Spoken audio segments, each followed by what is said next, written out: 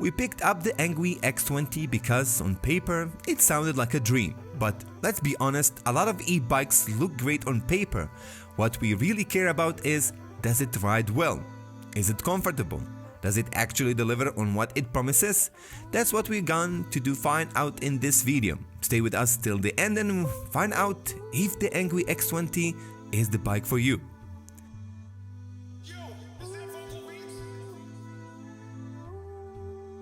The X20 is built to handle a lot. Pavement, gravel, and a few bumpy shortcuts.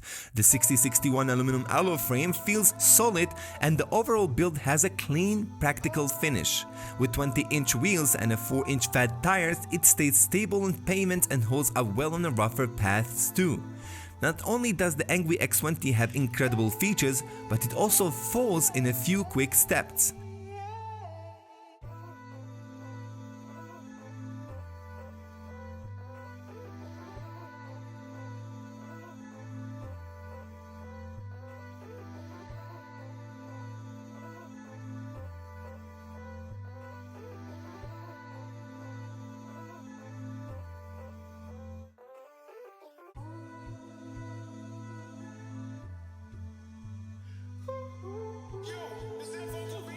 You can fold the frame in middle, flip the handlebars down, and tuck the pedals in. It doesn't make the bike any lighter, but it does make storage a bit easier.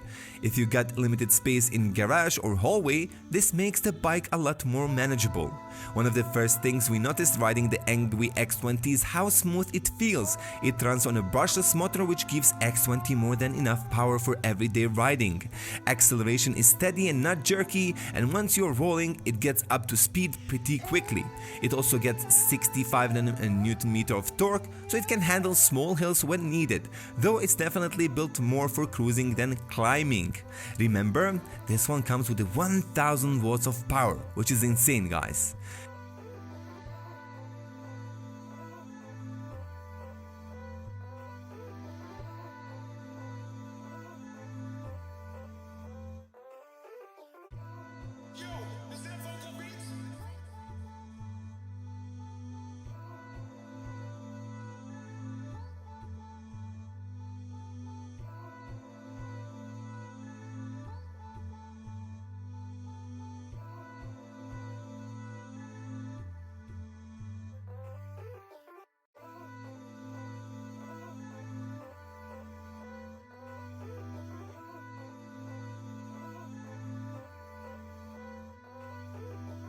Obvious, the X20 comes with the 2 batteries.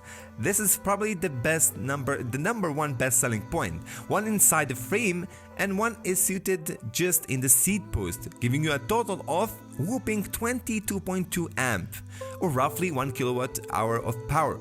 The seat post design is clever and helps save space, but keep in mind you need to charge each battery separately. Engwe claims up to 47 miles of range using just the throttle. Yeah, you will lose.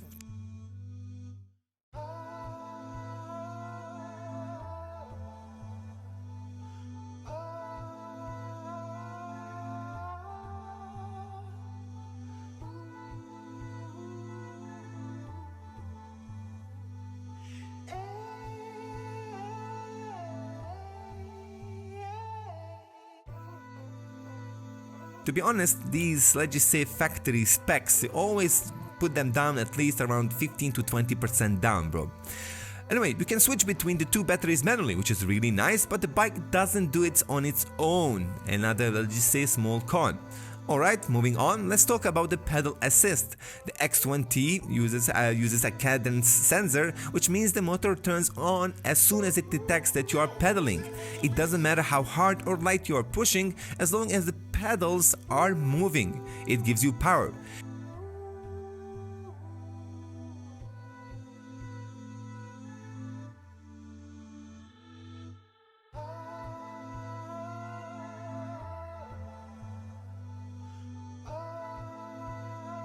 You can set how fast each assist level goes, which is nice, but you have to dig into the settings to do it. On the other hand, the throttle is straightforward. You press it and the motor responds instantly. Most of the time we found ourselves relying on that instead of pedaling. Remember, a lot of people would just enjoy with throttling because it's just So enjoyable, man, so enjoyable. It's like a real motorcycle. You're getting 3 suspensions, by the way, with this bike, a hydraulic fork in the front, a center spring under the frame, and dual air shocks at the back. The front fork does what you expect. It handles bumps and uneven pavements pretty well. The rear setup, the center spring and air shocks doesn't move much unless you hit something big or ride with a lot of weight. It's technically there and does offer some support, but it's not the kind of suspension that soaks up every small crack in the road. You can't have a 102-pound e-bike without the proper brakes, isn't it?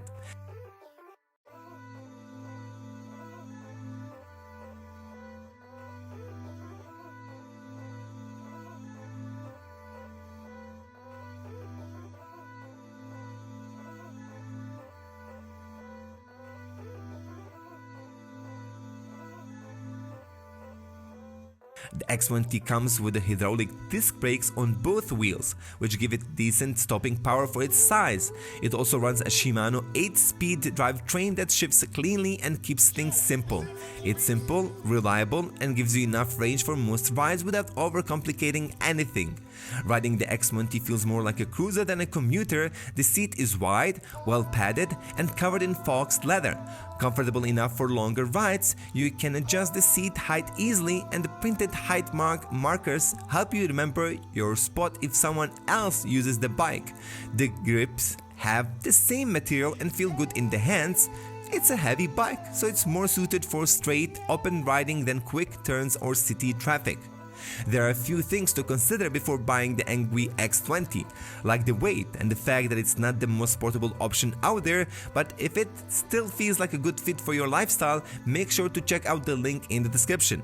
That's all for today, and thank you for watching TechUtopia. See you in the next tech episode. مع السلامة.